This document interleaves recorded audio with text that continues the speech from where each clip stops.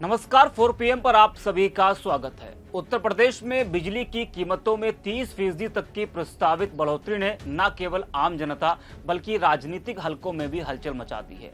Azad Samaj party Kashiram के नेता और नगीना से सांसद चंद्रशेखर आजाद ने योगी आदित्यनाथ सरकार को घेरा है और उन्होंने इस प्रस्ताव को जन विरोधी करार देते हुए चेतावनी दी है कि अगर यह लागू हुआ तो उनकी पार्टी पूरे प्रदेश में बड़े पैमाने पर प्रदर्शन करेगी।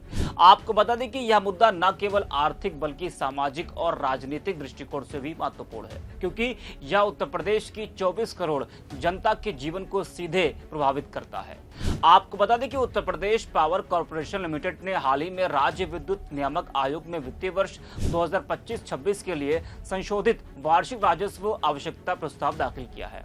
इस प्रस्ताव में यूपीपीसीएल ने 19,600 करोड़ रुपए के राजस्व घाटे का हवाला देते हुए बिजली की दरों में 30% तक की बढ़ोतरी का अनुरोध किया है।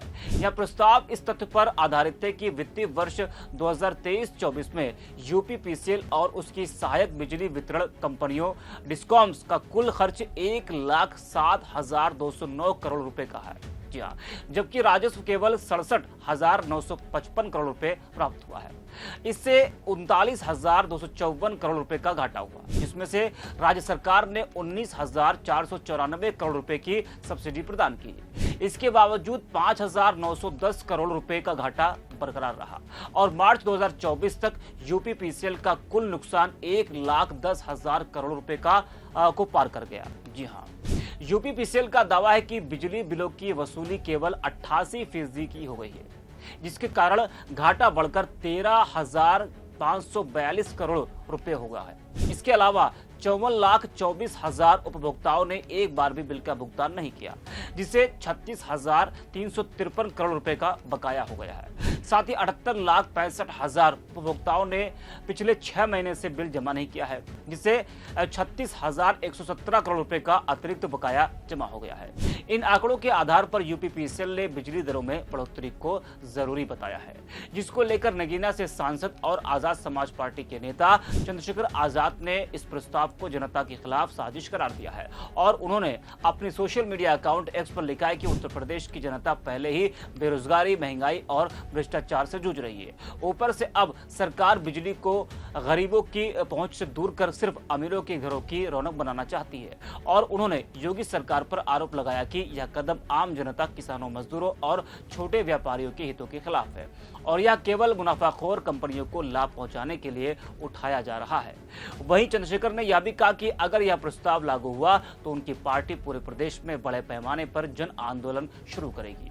आपको बता दें कि चंद्रशेखर की चेतावनी न केवल एक राजनीतिक बयान है, बल्कि यह उत्तर प्रदेश की सामाजिक और आर्थिक स्थिति को भी उजागर करती है, जहां महंगाई और बेरोजगारी पहले ही आम जनता के लिए चुनौती बनी हुई है।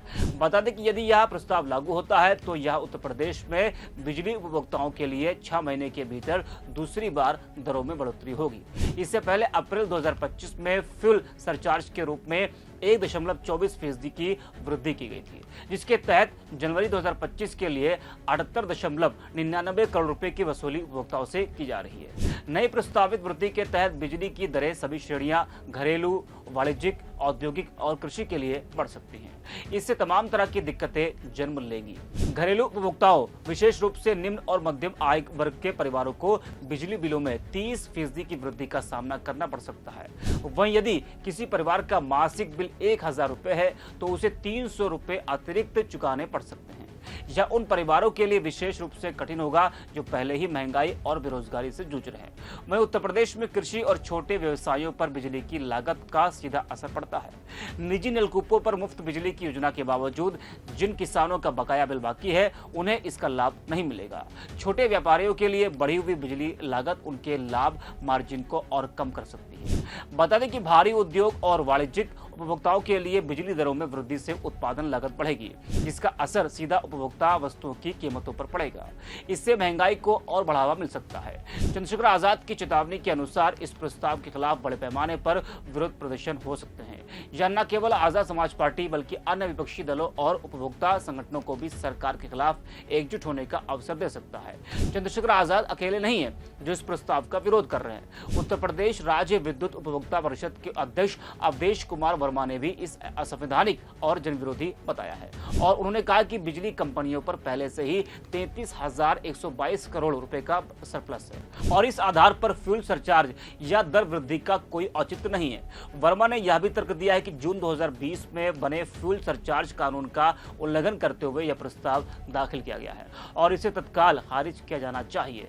वहीं विपक्षी दलों जैसे समाजवादी पार्टी और कांग्रेस ने भी इस मुद्दे पर सरकार को घेरने की तैयारी शुरू कर दी है। बिजली कर्मचारियों के संगठन जैसे national coordination committee of electric employees and engineers ने निजीकरण और दर वृद्धि के खिलाफ राष्ट्रव्यापी हड़ताल की घोषणा की है। ये संगठन मानते हैं कि दर वृद्धि और निजीकरण से न केवल उपभोक्ताओं पर बोझ पड़ेगा बल्कि कर्मचारियों की नौकरी सुरक्षा भी खतरे में पड़ेगी।